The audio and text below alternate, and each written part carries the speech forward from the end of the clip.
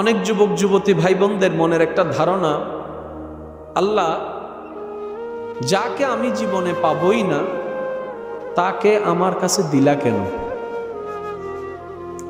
আল্লাহ যার সাথে আমার বিয়েই হবে না তার সাথে আমার পরিচয় করাই দিলাই কেন? সম্পর্ক করাই দিলাই কেন? আমি শ্রদ্ধার সাথে বলি, আচ্ছা বলে ফেলেছেন, ঠিক আছে, একবার ঠান্ডা মাথায় নিজের মনকে প্রশ্ন করেন তো, আল্লাহ দেখা করাই দিয়েছে নাকি আপনি করেছিলেন? আল্লাহ খারাপ কাজে উৎসাহ দেবে। আচ্ছা ইয়নন্দি মত, তুই মত খাইও, আল্লাহ আনা মত কিল্লা হাবাইও অবু না। পানি হালাল মদ হারাম জানিয়ে দিয়েছেন কে? এবার আপনি যদি মদ খান আর আপনি যদি বলেন যে আল্লাহ তুমি আমাকে মদ কেন খাওয়াইছো, হবে না। কারণ এটা যে মদ, সে জ্ঞান আল্লাহ আপনাকে দান করে দিয়েছেন। ধরার জন্য ছাড়ার জন্য হাত আল্লাহ আপনাকে দিয়েছেন, নেওয়ার জন্য রাখার জন্য শক্তি আল্লাহ আপনাকে দিয়েছেন। এবার খাবেন কি খাবেন না, নিবেন কি নিবেন না, সিদ্ধান্ত আপনার। জোরে বলেন না। বিষ খাইলেই মৃত্যু হবে আল্লাহ আপনাকে জানাই দিয়েছেন। এবার খাইলেও আপনার ইচ্ছা, না খাওয়া আপনার ইচ্ছা। আরেকটু জোরে বলেন, আরেকটু জোরে বলেন, আরেকটু জোরে বলেন। উপর থেকে লাফ দিলে আপনার প্রাণ নাশের শঙ্কা আছে, আপনাকে জ্ঞানে জানাই দেওয়া হয়েছে। দিবেন কি দিবেন না আপনার ব্যাপার। ঠিক তেমনি ভাবে বিবাহের আগে নিজে নিজে পছন্দ করা, এটা আমাদের এখতিয়ার। আল্লাহ কখনো বলে নাই পর পুরুষের সামনে যাও, পর নারীর সামনে যাও। বরং আল্লাহ কি বলেছেন? পর পুরুষের সামনে যেও না, পর নারীর সামনে যাইও না। এবার আপনি বলেন তো একবার, যদি আল্লাহ নিজেই নিষেধ করে পর পুরুষের সামনে যেও না, তাহলে আপনি আমি কিভাবে বলছি আল্লাহ তুমি আমাকে মিলাই দিলা কেন, দেখা করাই দিলা কেন? না না না না, আল্লাহ দেখা করা দেয় নাই, আমরা নিজেরাই গিয়েছি শয়তানের ফাঁদে পড়ে। তো অনেকে যারা বলেন যাকে পাবো না তার সাথে পরিচয় হলো কেন, পরিচয় আল্লাহ করাই নাই, আমরা করেছি। কারণ আল্লাহ যেটা দায়িত্ব নিবে সেটা কখনো কষ্টের হবে না, কষ্টের হলো সেটাও আনন্দের হয়ে যাবে। যেমন ইব্রাহিম নবীকে আগুনও ফেলেছেন, পুড়তেও দেয় নাই। সুবহান। মনে রাখতে হবে, এইসব বিষয় বুঝতে হবে। আল্লাহ এগুলো করেন না। আল্লাহ ভালোটাও জানাই দিয়েছেন, সবাই বললে খুশি হব, আল্লাহ ভালোটাও জানাই দিয়েছেন। যাচ্ছি যাচ্ছি না সেটা আমাদের ব্যাপার। আল্লাহ বলেছেন পরপুরুষের সামনে যেও না, আপনি আমি কোনোভাবে চলে যাচ্ছি। আল্লাহ পাক বলছেন পরনারীর দিকে দেখিও না, আপনি আমি দেখছি। তাহলে দেখাটাও আমার দোষ, কথা বলাও আমার দোষ, নাম্বার নেওয়া আমার দোষ, ফেসবুকে নক করা আমার দোষ, কথায় গিয়ে নেওয়া যাওয়া সেটাও আমার দোষ, প্রেমের প্রস্তাব দেওয়া সেটাও আমার দোষ, কৌশল করা আমার দোষ, কোচিং কলেজের নামে পার্কে গিয়ে দেখা করা সেটাও আমার দোষ। আল্লাহ নিষেধ করেছেন, আমরা নিষেধ মানি নাই, যার কারণে জীবনটা একসময় গিয়ে অতিষ্ঠ হয়ে যায়, কষ্টের হয়ে যায়। এতটুকু কি বুঝতে পেরেছি? জোরে বলেন না, বুঝতে পেরেছি। আর আল্লাহ যেটা করায়, আল্লাহ যেটা করায় সেটার মধ্যে একটা রহমত আছে। তার বাস্তব প্রমাণ কি জানেন? আর দাদা নানা আছে না, ইটার বউ আসিল না, সংসার হ বছর করছি, বুড়ো বুড়ি 120 বছর করে গেলে তারে অসম্ভব ন। আচ্ছা 120 বছর নইলেও 40 বছর ন করে, অবা অনর দাদার হতা হইতি, অনর নানার হতা হইতি 20-30 বছর ন করে, হব লই ন মাতে নানি হব, দাদি হব, অবুড়ো বউ হব। বিয়ে করছি তো বছরই হতে বেশি ন, 1968 সাল। অবু বুড়ি বেজু আছে দেখ,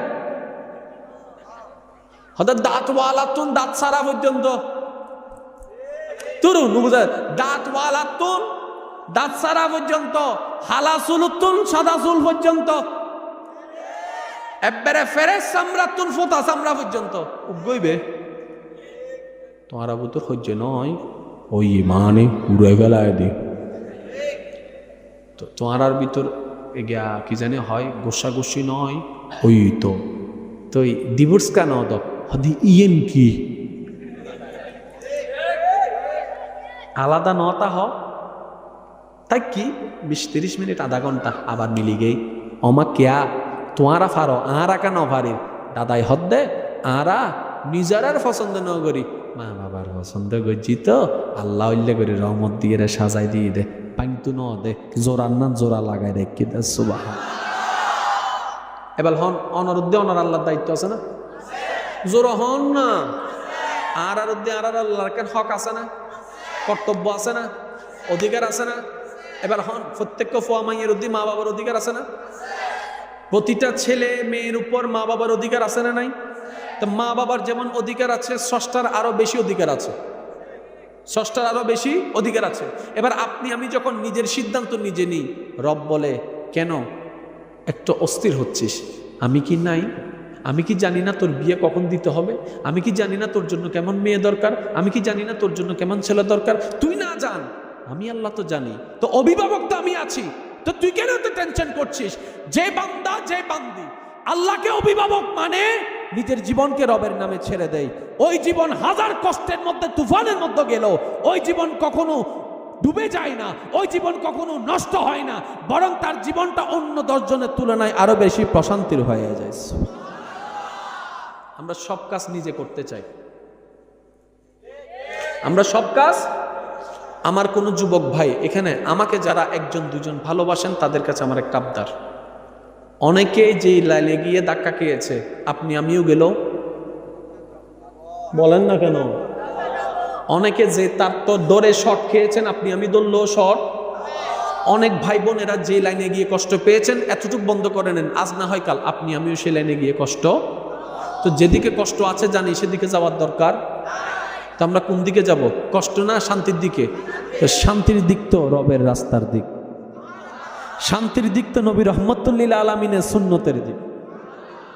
আরেকটি অনুরোধ করব, কখনো বিয়ে করার সময় কি আছে সেটা দেখবেন না, খুব খেয়াল করবেন, কি আছে সেটা দেখবেন না, কি আছে সেটা দেখবেন।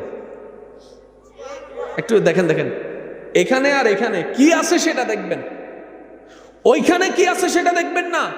কারণ আপনি 10 তলা বিল্ডিং দেখে আজকে যে মেয়েকে বিয়ে দিচ্ছেন, 1 মাস পরে তো ভূমিকম্পে সেটা ভেঙেও যেতে পারে।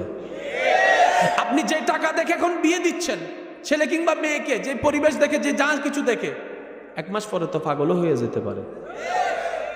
যা দেখে বিয়ে দিচ্ছেন সেটা 1 মাস পরে নাও থাকতে পারে। তখন কি মেয়ে নিয়ে নিবেন? তখন কি ছেলে নিয়ে নিবেন? সম্ভব তো না। তো সেজন্য সবচাইতে যে জিনিসটাকে বেশি দেখবেন, ওই ছেলে ওই মেয়ে আল্লাহ এবং রসুলকে কতটুকু ভালোবাসে, ইসলামকে কতটুকু ভালোবাসে, এটা দেখে 1000টার ভিতর একটা বের করেন। সময় লাগবে আমি জানি, তারপর একটু সময় নেন, বের করেন। এই ছেলে এই মেয়ের সংসার কখনো ভাঙ্গন আসবে না। ভাঙ্গা ঘরে থাকলো, শাক দিয়ে ভাত খেলেও দেখবেন ওই অট্টালিকাতে থাকা মানুষের চাইতে অনেক সুখে এবং শান্তিতে থাকবে। আমাদের দাদি, আচ্ছা সত্যি করে বলেন, আমরা যেভাবে বাসায় থাকি, ঘরে থাকি, আমাদের দাদি নানির কি সেই সুযোগ ছিল? ভাইয়া একটু বলেন না কথা। আমাদের দাদি নানি কি সেই সুযোগ ছিল? এখনো মনে হয় এখানে লাইনের গ্যাস, এখনো লাইনের গ্যাস। আগে আমাদের দাদি নানি যখন সংসার করেছে নতুন নতুন, 1.5 মাইল 2 মাইল দূর থেকে পানি আনতে হতো। কিন্তু কখনো এই চেহারা পর পুরুষ দেখে নাই। এখনো আপনাদের গ্রামে হয়তো অনেক মা বোন আছে, দেখবেন পুরুষ হেঁটে গেলে ওনারা রাস্তার এক পাশে নেমে যায়, আঁচলটা দিয়ে যতটুক পারে পর্দা করার চেষ্টা করে। ওনারাই তো সেই নারী যাদেরকে দেখে ফেরেশতারা পর্যন্ত মুস্কি মুস্কি হেসে বলে, দেখো দেখো রবের হুকুম কিভাবে কষ্ট করে পালন করছে। আল্লাহু আকবার। আজকে সব আছে, সিলিন্ডারের গ্যাস আছে, আগে শুধু চুলা জ্বালাইতে লাগতো আধা ঘন্টা।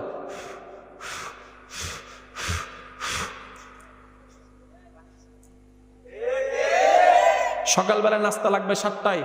আমার দাদি, আপনার দাদি নানি সকাল 4টা বাজে উঠে, সকালে উঠে সবার আগে, রাতে ঘুমায় সবার পরে। এটা হচ্ছে নারী জাতি, মা জাতি। আল্লাহর ওয়াস্তে এই জিনিসগুলোকে একটু অনুধাবন করার চেষ্টা করেন। হ্যাঁ, ব্যক্তিগত পছন্দ থাকলে মা বাবাকে জানাবেন, কিন্তু এমন কোনো কাজ করা যাবে না যে কাজটা আমি করার কারণে সমাজের মানুষ, এলাকার মানুষ, আত্মীয় স্বজনের সামনে আমার মা বাবার মাথা নিচু হয়ে যাবে, সন্তানের পক্ষে এমন কাজ করা যাবে। আর মা বাবাকে অনুরোধ করব, সন্তানের বর্তমান যুগের চাহিদা অনুযায়ী সন্তানের ইচ্ছাকে একটু প্রাধান্য দেওয়ার, যাচাই বাছাই করার চেষ্টা করবেন, সন্তানের মনকে প্রাধান্য দেওয়ার চেষ্টা করবেন। আল্লাহ আমাদের সবাইকে বুঝার তৌফিক দান করুক, আমিন। সুন্নাত দিয়ে